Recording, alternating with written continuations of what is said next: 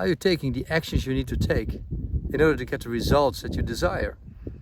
Or are you someone who tends to procrastinate, to get easily distracted, to always find a way to postpone action?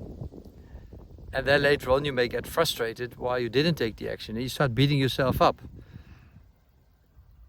Well, if that's you, then you need to listen to this. I'm a master procrastinator. And it's been very frustrating. And I've always thought that the reason why I procrastinated was because I'm lazy or because of a lack of organization or time management. And that's what popular literature actually believes and says. Everywhere you go on YouTube or all the books that you read, they all talk about time management. They talk about getting better organized, just doing it, kicking yourself, having someone to hold you accountable. Now, and while those techniques may work to an extent, they don't work all the time. So let me explain.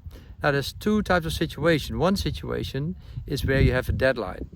And well, procrastinators like me, they tend to delay action to the very end. And then you find enough, let's say, fear that and worry about and anxiety that you will not come up with any results, that you will actually take action. So you just postpone action as long as possible, and then just 1 hour or 1 day before the deadline, you actually get into action, and then you will achieve your results.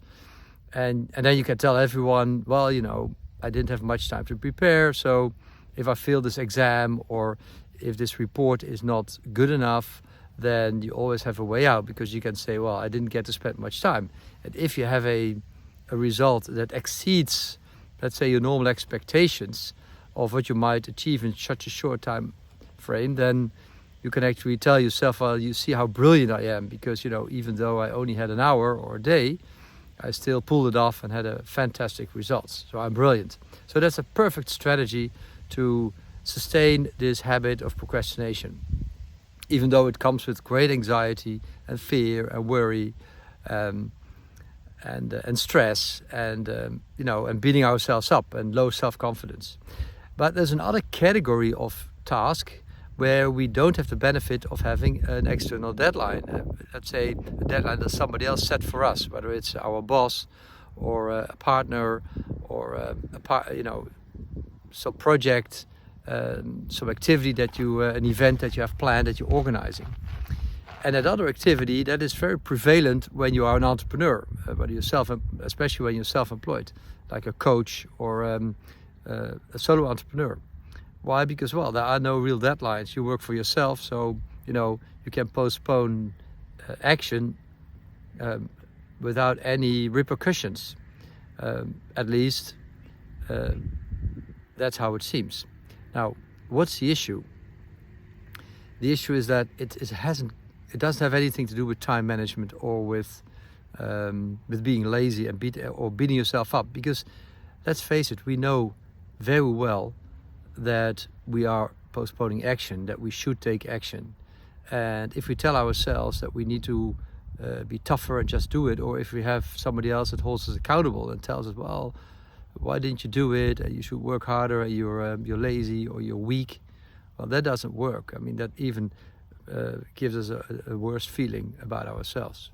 Now, what we need to do is we need to understand that procrastination is an emotional issue. It's not an issue of organization or lack of willpower or laziness.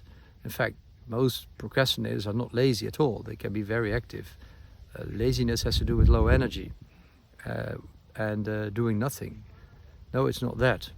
It has to do with our emotions. And in fact, it's about a lack of self-worth. It's this idea that somehow we don't deserve this success, or we don't deserve this result, or we haven't worked hard enough, we're not worth it.